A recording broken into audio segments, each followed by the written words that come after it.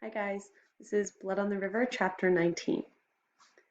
You must obey this now, for a law that he that will not work shall not eat, except by sickness he be disabled. For the labors of 30 or 40 honest and industrious men shall not be consumed to maintain 150 idle loiterers. Captain John Smith quoted in William Simmons the proceedings. On September 10th, 1608, Captain John Smith takes the oath of office and becomes our new president. He officially decrees, "He that will not work shall not eat." And he holds us to it. Gentleman or not, any man who wants supper has to pitch in. But even with this decree, he's well liked. Unlike Presidents Wingfield and Ratcliffe before him, Captain Smith divides the rations equally with us, and works right alongside us, sharing the burdens too. And he stays in the cabin he's always shared with Reverend Hunt, John Leyden, and others. There will be no mansion in the woods for President Smith. There are a few gentlemen left from the group who tried to run off on the Discovery with our food, and I sometimes hear grumbling from them, but they are far outnumbered now by men, new settlers and old, who have great respect and trust for Captain Smith. So now I'm the page of a ruler. It's the most important I've ever felt in my life. I wish my mom could know, and I hope she does know, taking a peek down from heaven now and then. She would also be very surprised to see that a commoner is our president. I think it would make her happy to know that here in the New World the gentlemen don't hold all of the power. Captain Smith continues to write our story. He's also drawing maps of the rivers and land he's found on his exploration trips. I am relieved to find out that not all of his writings were destroyed in the fire.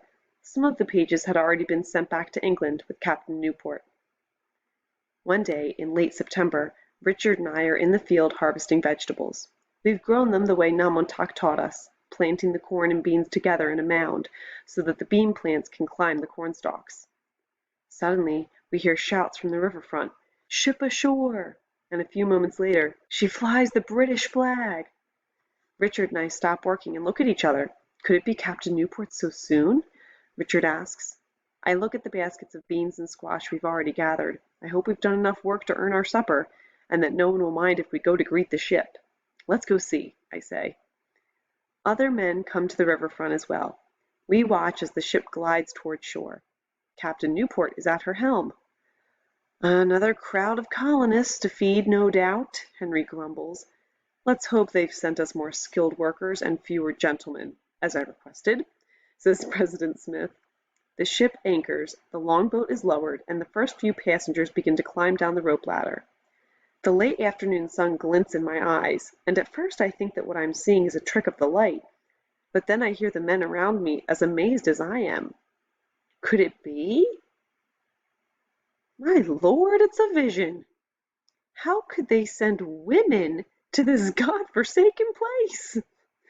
As the longboat nears us, men trip over one another, rushing to help. Let me give her a hand. No, let me give her a hand. I'm surprised we don't have a fist fight before the longboat even lands. In the boat are a number of men, but all any of us see are the two women, sitting straight-backed, clutching satchels. One of the women is older and large, with a round face and double chin.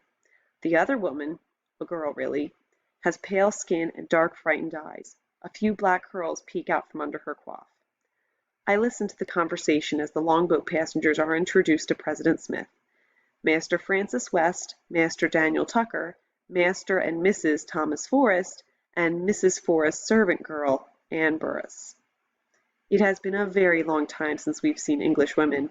It gives me a twinge of sadness, of missing my mother, to see their colorful petticoats, indigo blue and saffron yellow, and white coifs. It feels familiar, like home. Miss Anne Burris squints her eyes, scowls, and ignores the men who are jostling one another to leave a chance to carry her satchel. She holds tight to that satchel and turns her back to them. I feel sorry for her, being the center of attention like that when she obviously doesn't want to be. Namontauk is on the next longboat trip to shore. I'm surprised to see that he's wearing a linen shirt. But England did not change him too much. His hair is still shaved close on one side and long on the other. And his eyes are still bright. He beams at me. "Hello, Samuel, how are you?" He calls out in accented English, "I am now a world traveler." I laugh. You're speaking English well, my friend, I call to him. I realize that in his months away, with no one to speak Algonquin with, he's had plenty of time to learn the English language, much more than the few words and phrases Reverend Hunt taught him before he left. Namontack, where's your stick? I ask. Did you make lots of notches in it? Namontack shakes his head. Too many people, he says. I throw stick in river. Reverend Hunt is very happy that Namontack is now speaking English so well. He wastes no time, but sits him down to tell him about God the Father, Jesus the Son, and the Holy Spirit, and how he must bring the message of salvation to the other Powhatans. Namontack nods enthusiastically. Yes, yes, I learn of your gods in England, and I tell them of my gods. He launches into a lively description of Okius, the vengeful god, who requires sacrifices of tobacco, copper, beads, and sometimes animal blood, and sends punishment if he is not made happy. He tells us about Ahon, the god who is all-loving, all-forgiving, who makes the sun shine and ripens the crops. And he tells us of the great respect his people have for the spirit of life that is in all things, people, animals, plants, fire, water, wind. Reverend Hunt shakes his head. There is only one God, maker of heaven and earth. Reverend Hunt tells us the story of creation, how God made the world and all things in it in 6 days and rested on the seventh day, the Sabbath. Again, Namontack nods with interest. Now I tell you how our world was made, he says. This is an origin story. He tells us a story about the great hare who created different kinds of men and women and put them in a big sack. He protected them from giants who wanted to eat them. The great hare filled the rivers with fish and put deer upon the land, and then he took the men and women out of the sack and put them in different places on the earth to live. I enjoy Namontack's story, but I can see that Reverend Hunt is becoming discouraged. Namontack does not understand that he is to give up his gods and his stories and take the word of God from the Bible back to his people. Reverend Hunt begins to explain again, but Captain Smith finds us boys sitting idle and tells Reverend Hunt he needs us to come work in the gardens. I put on my straw hat and pick up a basket. I hope Reverend Hunt is not too disappointed that his first time trying to convert a Virginia native to Christianity did not work out. Captain Newport has brought us 70 new colonists, stores, and the news that the rocks we sent to England were, once again, just rocks. The Virginia Company has a new idea about how we can make a profit. We are to use the raw materials we have here in Virginia and begin making glass, pitch, tar, and soap ashes to send back to England. They've sent us several Polish and German tradesmen to get us started with these projects. They've already begun to build a glass house a little way away from our fort, with a larger furnace for glass making. Captain Newport has also brought orders from the Virginia Company to place an English crown on Chief Powhatan's head, making him a prince under King James and making all of his people English subjects. My mind reels when I hear this. Chief Powhatan thinks we are his subjects, and now they want to make Powhatan's people English subjects? The whole thing tangles my brain in knots. If the thought of being Chief Powhatan's subjects would be distasteful to the gentlemen, then I imagine that becoming subjects of King James would be just as distasteful to the Powhatan people, especially after they hear Namontack's report on King James, whom he met while he was in London. Our Chief Powhatan is much better than your king, Namontack says, speaking in Algonquin so that the gentlemen will not hear his assessment of our exalted king. Your king is a short, weak man. Our chief is tall and very strong. Your king has no hair and no teeth, just a round belly from eating too much. How can such a man be king? A look of disgust crosses Namontack's face, as if he is not quite sure how to tell me this next point. And he stinks. Does he not bathe? And he drinks wine until he can no longer speak or stand. I've heard these stories about our King James. It's well known that the king's doctors have warned him that bathing causes the plague, and he has taken this advice to heart. He almost never bathes. Yet Englishmen still honor him. He is, after all, our king. Namontack feels no such obligation. The natives bathe quite often, even in cold weather. They have no fear of the English plague, only disdain for English stink. Our Chief Powhatan is a true king, says Namontack. He is powerful and honorable. I'm about to have my first chance to meet the great Chief Powhatan.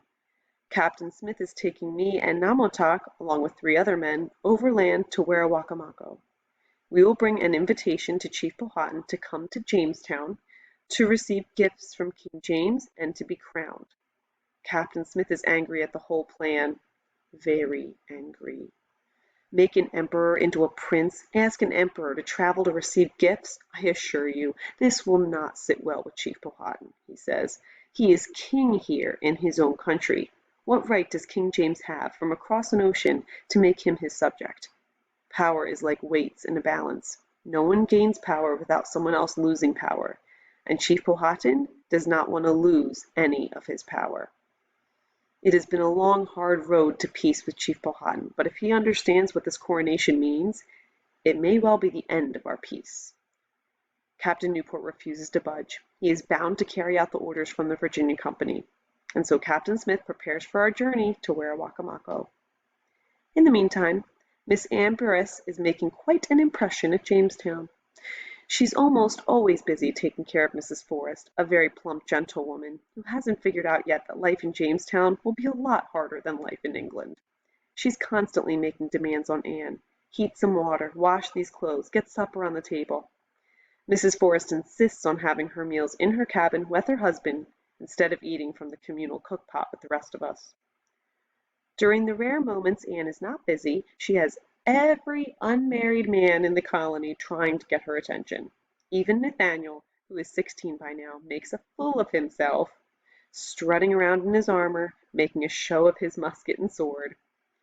There are at least 2 or 3 fistfights a day, and I've no doubt they are because of Miss Anne Burris.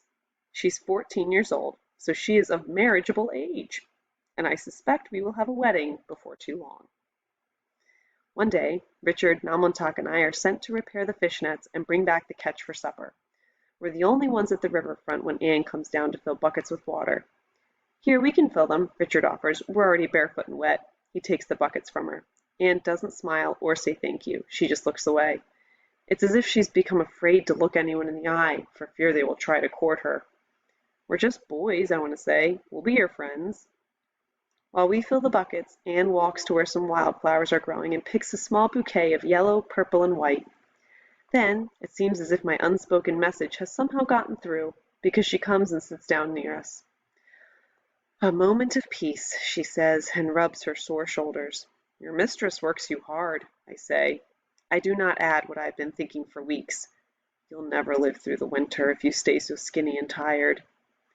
And I don't ask what I have been suspicious about. Is your mistress eating some of your food rations? Anne shrugs. No harder than I worked in England, she says. But I know this cannot be true. President Smith says if we don't work, we don't get to eat, says Richard.